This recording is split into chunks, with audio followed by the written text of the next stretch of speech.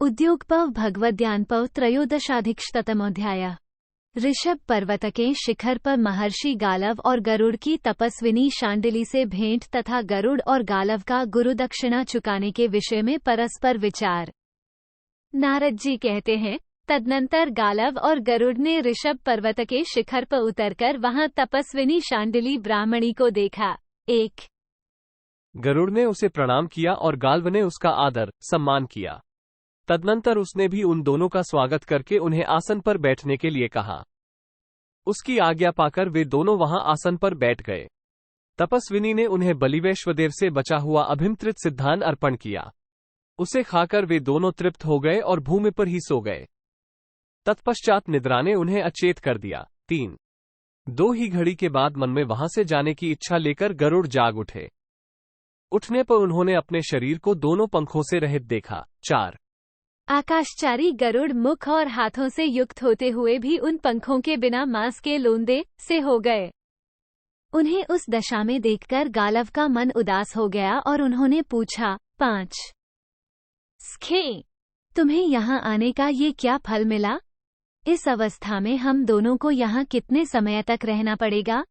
6 तुमने अपने मन में कौन सा अशुभ चिंतन किया है जो धर्म को दूषित करने वाला रहा है?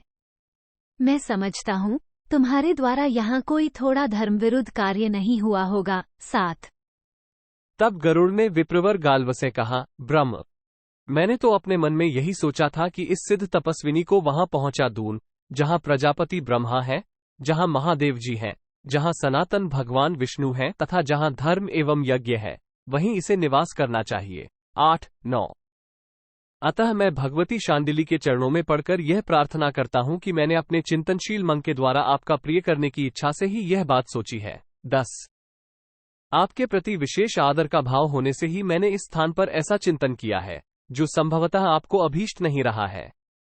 मेरे द्वारा ये पुण्य हुआ हो या पाप, अपने ही महात्म्य से आप मेरे इस अपराध को क्षमा कर दें। 11 ये सुनकर तपस्विनी बहुत संतुष्ट हुई।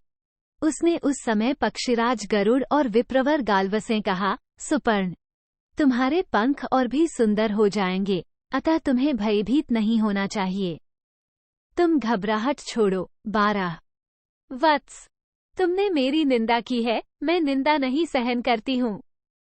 जो पापी मेरी निंदा करेगा वो पुण्यलोकों से तत्काल भ्रष्ट हो जाएगा। 13 समस्त अशुभ लक्षणों से हीन और अनिदित रहकर सदाचार का पालन करते हुए ही मैंने यह उत्तम सिद्धि प्राप्त की है। 14 आचार ही धर्म को सफल बनाता है, आचार ही धनरूपी फल देता है, आचार से मनुष्य को संपत्ति प्राप्त होती है और आचार ही अशुभ लक्षणों का भी नाश कर देता है। 15 अतः आयुष्मान पक्षीराज, अब तुम यहाँ से अपने अभीष्ट स्थान को जाओ।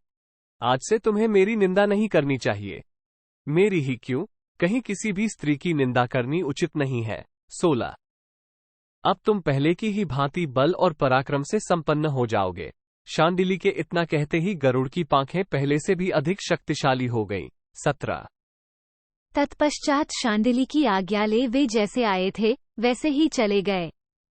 वे गालव के बताए अनुसार श्यामकर्ण घोड़े नहीं पा सके। 18 इधर गाल्व को राह में आते देख वक्ताओं में श्रेष्ठ विश्वामित्र जी खड़े हो गए और गरुड़ के समीप उनसे इस प्रकार बोले। 19 ब्रह्म, तुमने स्वयं ही जिस धन को देने की प्रतिज्ञा की थी उसे देने का समय आ गया है, फिर तुम जैसा ठीक समझो करो। 20 मैं इतने ही समय तक और तुम्हारी प्रतीक्षा करूंगा। ब्रह्म, जिस प्रकार तुम्हें सफलता मिल सके उस मार्ग का विचार करो। 21 तदनंतर दीन और अत्यंत दुखी हुए गालव मुनि से गरुड़ ने कहा, द्विज श्रेष्ठ गालव, विश्वामित्र जी ने मेरे सामने जो कुछ कहा है, आओ उसके विषय में हम दोनों सलाह करें। तुम्हें अपने गुरु को उनका सारा धन चुकाए बिना चुप नहीं बैठना चाहिए। 22-23 इति श्री महाभारते उद्योगपवणि भगवद्यान पर्वणि गाल्वचरिते त्रयोदशाधिकशतमोऽध्यायः। 113 इस प्रकार श्री महाभारत उद्योग पर्व के अंतर्गत भगवद्यान पर्व में गाल्व चरित्र विषयक 113वां अध्याय पूरा हुआ। 113